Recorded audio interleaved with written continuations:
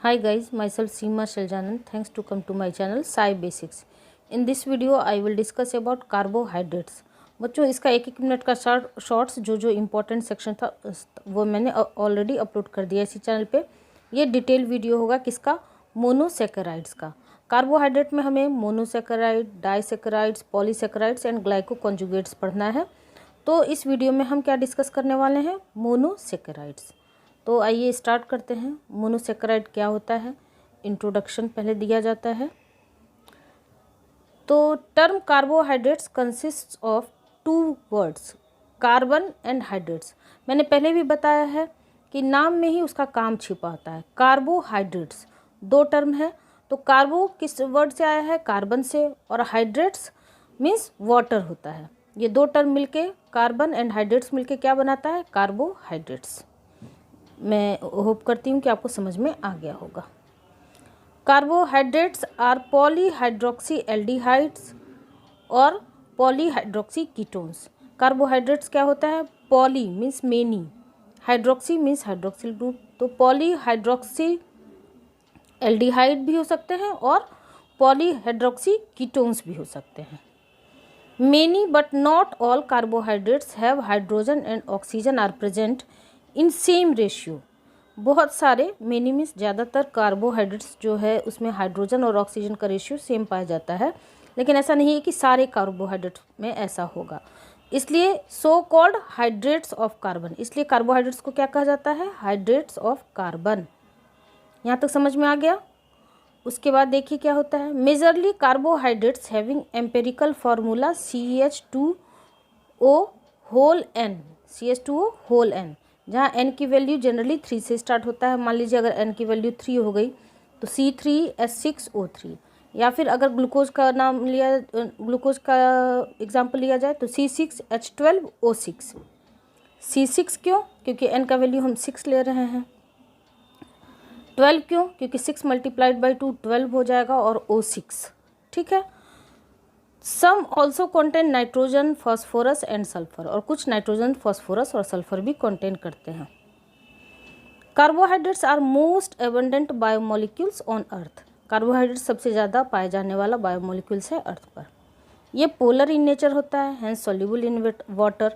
जो भी molecule polar in nature होगा वो वाटर सॉल्युबल होते हैं, and insoluble in non polar solvents, ठीक है। एक बार फिर से मैं रिपीट कर रही हूँ, टर्म कार्बोहाइड्रेट दो टर्म से बना होता है, carbon and hydrates. Carbon means carbon होता है और हाइड्रेट्स मीन्स वाटर होता है। कार्बोहाइड्रेट्स क्या होता है, कार्बोहाइड्रेट्स आर पॉलीहाइड्रोक्सी एल्डिहाइड और पॉलीहाइड्रोक्सी कीटोन्स होते हैं।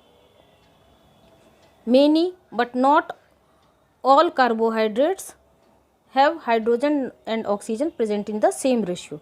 ज़्यादातर में हाइड्रोजन और ऑक्सीजन का रेशियो सेम होता है, इस वजह से इसको हाइड्रेट्स ऑफ कार्बन भी कहते हैं। Majorly carbohydrates having empirical formula क्या होता है, CH2O होल N होता है। कार्बोहाइड्रेट्स क्या होता है, ये मोस्ट एबंडेंट बायोमोलिक्यूल्स ऑन अर्थ होता है। पोलर इन नेचर होता है क्योंकि सॉल्युबल इन वाटर है, एंड क्योंकि अब देखिए शुगर मॉलिक्यूल आप चीनी लीजिए तो वो वाटर में सॉल्युबल होता है, तो इसलिए वो क्या होता है, पोलर इन नेचर होता है, insoluble in non polar solvent. और इसी का मैंने बताया है यहाँ पर रिवीजन बॉक्स, मैंने शॉर्ट्स में भी बताया है कि किस तरह से रिवीजन बॉक्स आप तैयार कर सकते हैं। तो अगर क्रिस्प नोट्स कैसे बनाए जाते हैं वो आपको साथ में मैं बताते चलूँगी, ठीक है, क्योंकि सेल्फ नोट प्रिपेयर होना ज़्यादा ज़रूरी होता है।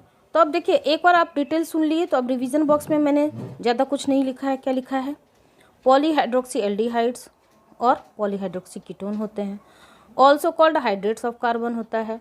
एम्पिरिकल फार्मूला क्या होता है, CH2O होल N, और इसको अगर तोड़ के लिखा जाए तो CnH2nOn होता है। मोस्ट एबंडेंट मॉलिक्यूल होता है, polar in nature, soluble in water and insoluble in non polar solvent. 2-3 बार मैंने आपको रिवाइज भी करवा दिया। ये हो गया आपका इंट्रोडक्शन। अब आइए क्लासिफिकेशन ऑफ कार्बोहाइड्रेट्स। कार्बोहाइड्रेट्स को कैसे क्लासीफाई किया जा सकता है, तो based upon how much number of products, कितना प्रोडक्ट हमें मिल रहा है, फॉर्म, कितना प्रोडक्ट का फॉर्मेशन हो रहा है, व्हेन इट अंडरगोज हाइड्रोलिसिस, जब कार्बोहाइड्रेट हाइड्रोलिसिस प्रोसेस के थ्रू कितना प्रोडक्ट बनाता है, उस आधार पे हम इसको कैटेगराइज कर सकते हैं। तो मोनोसेक्राइड, अगर 1 यूनिट मिलता है तो मोनो मीन्स 1 होता है, अगर 2 मिलता है तो डाइसेक्राइड, जैसे कि आप लैक्टोज को तोड़ते हैं तो ग्लूकोज और गैलेक्टोज में टूटता है। उसके बाद तीसरा क्या है, ओलिगोसेक्राइड।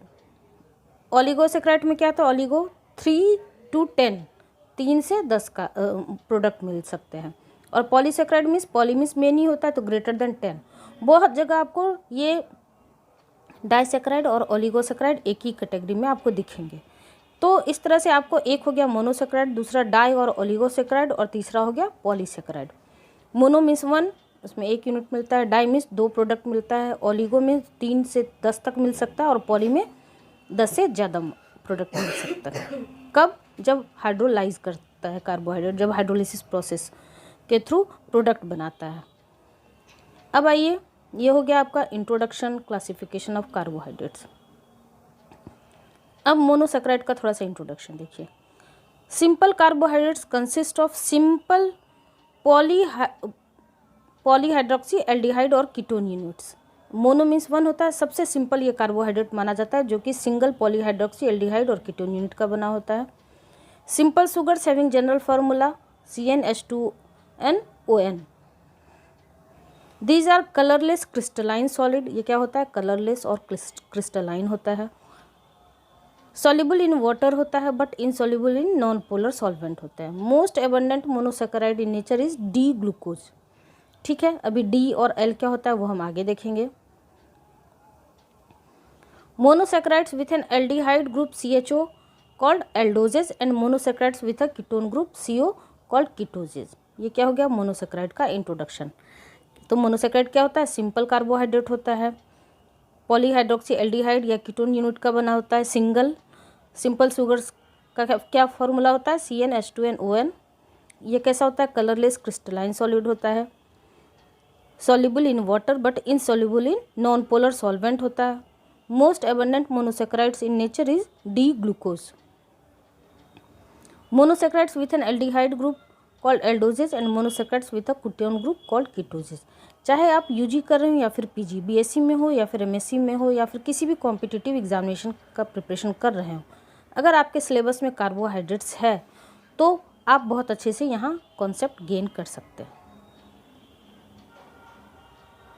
अब आइए, classification of monosaccharides. Monosaccharides can be named based on the number of carbon with the suffix ओज। इसमें सफिक्स क्या लगता है, ओज ऐड होता है।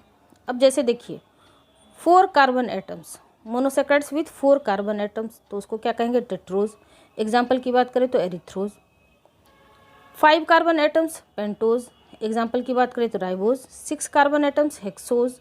Example glucose. And 7 carbon atoms, heptose. और एग्जाम्पल ग्लूकोहेप्टोज। अगर इसको हम एल्डोज और कीटोज में डिवाइड करके एग्जाम्पल जानना चाहते हैं, तो अगर नंबर ऑफ कार्बन एटम्स, मैंने आपको n वैल्यू बताया था 3 से स्टार्ट होता है, अगर 3 है तो वो मोनोसेक्राइड क्या कहलाएगा, ट्राइओज। एल्डोज का एग्जाम्पल क्या है, ग्लिसरल डिहाइड। और कीटोज का डाइहाइड्रोक्सी एसीटोन।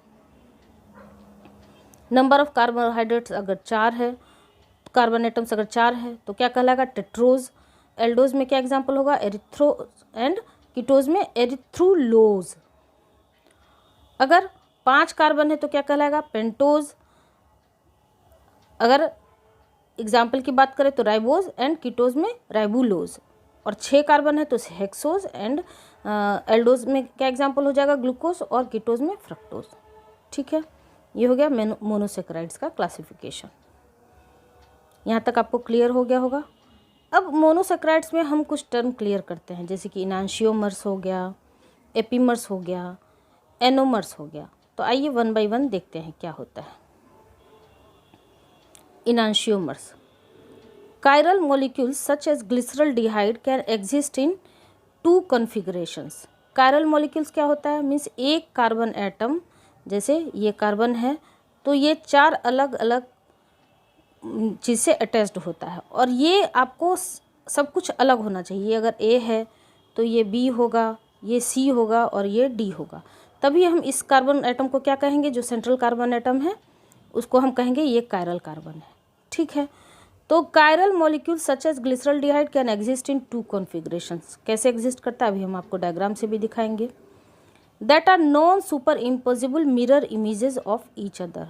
देखिए ध्यान से सुनिए, ये कायरल मॉलिक्यूल क्या होता है, non superimposable mirror images of each other and these 2 configurations are enantiomers. तो ये non superimposable mirror images क्या होते हैं, अगर आप एक हाथ के हथेली के ऊपर दूसरा हथेली रखते हैं तो आपको एक हाथ का जो थंब है वो लेफ्ट साइड दिखता है और दूसरे का राइट साइड दिखता है। तो ये non superimposable mirror images है। ऐसा नहीं है कि दोनों अंगूठा आपको लेफ्ट ही दिखता है या फिर राइट ही दिखता है, दोनों अलग अलग डायरेक्शन में दिखते हैं। तो ये दीज 2 कॉन्फ़िगरेशन क्या कहलाता है, इनैंशियोमर्स कहलाते हैं। और इसे कैसे शो किया जाता है, तो डी एंड एल कॉन्फ़िगरेशन के फॉर्म में शो किया जाता है। अभी हम देखेंगे डी और एल क्या होता है। An enantiomer is identified by its absolute configuration. Glyceraldehyde has 2 absolute configurations. When hydroxyl group attached to chiral carbon on the left in Fischer projection, ठीक है, तो कॉन्फ़िगरेशन क्या कहलाएगा, L। और when the hydroxyl group attached to the chiral carbon on the right in Fischer projection, तो ये क्या कहलाता है, D कॉन्फ़िगरेशन। अब ये देखिए फिशर प्रोजेक्शन क्या होता है, कि इंस्ट्रूमेंट होता है। अब यहाँ आपको ग्लिसरॉल्डिहाइड दिख रहा है, ये आपको लेफ्ट साइड OH है, इस वजह से ये क्या हो गया, एल ग्लिसरॉल्डिहाइड। यहाँ आपको OH राइट साइड दिख रहा है, इसलिए ये क्या हो गया, डी ग्लिसरॉल्डिहाइड। एग्जाम्पल के तौर पे आप याद रख सकते हैं, डी आपको राइट साइड OH है, तो ये डॉक्टर क्या है, लेफ्टी है, L for left and L for आपका L configuration, D for D configuration and R for right. तो अगर आपको राइट साइड OH ग्रुप है तो डी ग्लिसरॉल्डिहाइड, और अगर लेफ्ट साइड OH ग्रुप है तो एल ग्लिसरॉल्डिहाइड। और इसी दोनों कॉन्फ़िगरेशन को क्या हम कहते हैं, इनैंशियोमर्स। मैं उम्मीद करती हूँ कि आपको ये टर्म क्लियर हो गया होगा। एक दूसरा टर्म क्या आता है, एपीमर्स। इनैंशियोमर्स हो गया, non superimposable mirror images keyword है। इनैंशियोमर्स का कीवर्ड क्या है, non superimposable mirror images. Epimers, many sugars are closely related, बहुत सारे सुगर हैं जो क्लोजली रिलेटेड होते हैं, differing only at single carbon atom, बस एक कार्बन एटम पे वो डिफर करते हैं। Sugars that differ at a single carbon other than anomeric carbon called epimers. Anomeric क्या होता है वो भी हम नेक्स्ट इसके बाद बताऊंगे नेक्स्ट स्लाइड पे। तो अगर सिंगल कार्बन एटम पे डिफर कर रहा है तो उसको क्या कहते हैं, एपीमर्स कहते हैं। जैसे कि देखिए example, D glucose and D mannose differ only at second carbon atom. देखिए ये आपको जो सेंटर पे है वो डी ग्लूकोज का डायग्राम है, कौन सा, ये वाला आपको डी ग्लूकोज शो हो रहा है, ठीक है। यहाँ पर epimer at C2, epimer at C2 position देखिए 1 2, यहाँ OH आपका राइट साइड है, और मैनोज में देखिए ये यहाँ पर आपका OH क्या है, लेफ्ट साइड में है। तो इस वजह से ये क्या हो गया, एपीमर एट C2 पोजीशन। और ये किसका एग्जांपल है, डी मैनोज। ये स्ट्रक्चर किसका है, डी मैनोज का।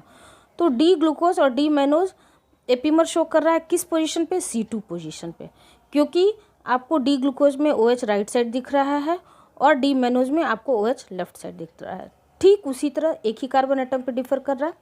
ये डी ग्लूकोज में आपको देखिए C4 पोजीशन पे आपका कार्बन राइट, ये OH ग्रुप आपको कहाँ दिख रहा है, ये राइट साइड दिख रहा है। तो एपीमर एट C4 पोजीशन पे यहाँ पर आपको लेफ्ट साइड दिख रहा है, ये आपको लेफ्ट साइड दिख रहा है। और ये स्ट्रक्चर किसका है, डी गैलेक्टोज का। तो D galactose and D glucose क्या है, एपीमर एट C4 पोजीशन, और D glucose and D mannose epimer at C2 position. ये मैंने यहाँ लिखा है, D glucose and D mannose differ only at second carbon atom. Similarly, D-glucose and D-galactose are epimers differ at C4 position. D-mannose and D-galactose are not epimers. Mannose और galactose epimers नहीं होते हैं because their configurations differ at more than one carbon atom. इसमें इस बात को ध्यान रखना है, एक ही कार्बन एटम पर अलग होना चाहिए, अगर एक से ज़्यादा पर है तो वो एपीमर्स नहीं होंगे। अब तीसरा टर्म क्या है, एनोमर्स। तो ये आपको अभी ऊपर जो है ये आपको लीनियर स्ट्रक्चर है, अगर इसको साइक्लिक फॉर्म में लिखा जाए, anomers cyclic structure exist in two different conformational forms. If the hydroxyl on the anomeric carbon is below the plane of the ring, it is said to be alpha position. क्या below और above क्या होता है अभी मैं आपको दिखा रही हूँ डायग्राम से। यहाँ देखिए, ये आपको अल्फ़ा ग्लूकोज का है, यहाँ आपको OH पोजीशन कहाँ है, डाउनवर्ड है, नीचे की ओर है, तो ये क्या कहलाएगा, अल्फ़ा ग्लूकोज। ठीक है। और if hydroxyl group is present on the anomeric carbon above the plane, अगर एबव द प्लेन शो हो रहा है तो क्या होगा, it is said to be beta position and these two diastereoisomers are called anomers. और इसी structure को क्या कहते हैं, एनोमर्स। यहाँ आपको दिख रहा है अल्फ़ा में OH डाउनवर्ड अल्फ़ा ग्लूकोज और इसमें अपवर्ड बीटा ग्लूकोज। ठीक है, तो ये तीनों टर्म क्लियर होगा। मैंने शॉर्ट्स भी अपलोड कर दिया है। एक बार मैं बच्चों आपको रिकमेंड करूँगी, एक बार डिटेल वीडियो ज़रूर सुना कीजिए, क्योंकि शॉर्ट्स में सारे टर्म्स को क्लियर करना पॉसिबल नहीं है। शॉर्ट्स सिर्फ आपके रिवीजन पर्पस से आप यूज़ किया कीजिए। ये तीनों टर्म मैंने बता दिया, इनांशियोमर्स, एपीमर्स और एनोमर्स। तीनों में क्या डिफरेंस है, इनांशियोमर्स में क्या होता है, डी और एल कन्फिग्रेशन होता है। अगर OH ग्रुप आपका लेफ्ट साइड है तो एल ग्लिसरल्डिहाइड होगा, अगर OH ग्रुप राइट साइड है तो डी ग्लिसरल्डिहाइड होता है। एपीमर्स में क्या होता है, सिंगल कार्बन एटम पे डिफर करता है। अगर डी ग्लूकोज और D mannose epimer at C2 position and D glucose and D galactose epimer at C4 position. Anomers में क्या होता है, तो अगर साइक्लिक स्ट्रक्चर आप शो करते हैं ग्लूकोज का, तो OH ग्रुप अगर डाउनवर्ड शो हो रहा है तो अल्फ़ा ग्लूकोज होगा, और OH ग्रुप अगर फर्स्ट कार्बन एटम पे अपवर्ड शो हो रहा है, एबव द प्लेन है, तो वो बीटा ग्लूकोज हो गया। ये कुछ एग्जांपल्स हैं किसके, सम कॉमन मोनोसेकेराइड रेसिड्यूज़ के। ग्लूकोज को GLC से डिनोट करते हैं, फ्रक्टोज को FRU से, एराबिनोज को ARA से, फ्यूकोज को FUC, ribose RIB and xylose XYL। Okay, तो मैं उम्मीद करती हूँ कि ये मोनोसेकेराइड आपको बहुत ही अच्छे से क्लियर हो गया होगा। हमने इंट्रोडक्शन भी देखा, फिर क्लासिफिकेशन ऑफ कार्बोहाइड्रेट देखा, फिर मोनोसेकेराइड्स, फिर इनांशियोमर्स, एपीमर्स और एनोमर्स देखा, और लास्ट में कुछ एग्जांपल देखा किसका, मोनोसेकेराइड्स का। अब मैं नेक्स्ट वीडियो में आपको क्या बताऊंगी, डाइसेकेराइड्स। ठीक है, तो और शॉर्ट्स मैंने हर एक चीज़ का 1-1 मिनट का शॉर्ट्स मैंने ऑलरेडी अपलोड कर दिया है। तो बच्चों, अगर आपको मेरा ये पढ़ाने का तरीका, मेरे ये नोट्स, हैंड रिटन नोट्स और एक्सप्लेनेशन पसंद आता हो तो please like, share and subscribe जरूर कर दीजिएगा। और कुछ भी सजेशन देना हो बच्चों, एक फीडबैक ज़रूर दिया कीजिए। इससे एजुकेटर को लगता है कि नहीं, मैं बिल्कुल सही डायरेक्शन में जा रही हूँ और हमारे लर्नर्स को अच्छे से कॉन्सेप्ट क्लियर हो रहा है। ठीक है, तो कुछ भी सजेशन देना हो तो कमेंट सेक्शन में ज़रूर बताइएगा। मिलते हैं हमारे नेक्स्ट वीडियो में, तब तक के लिए थैंक यू।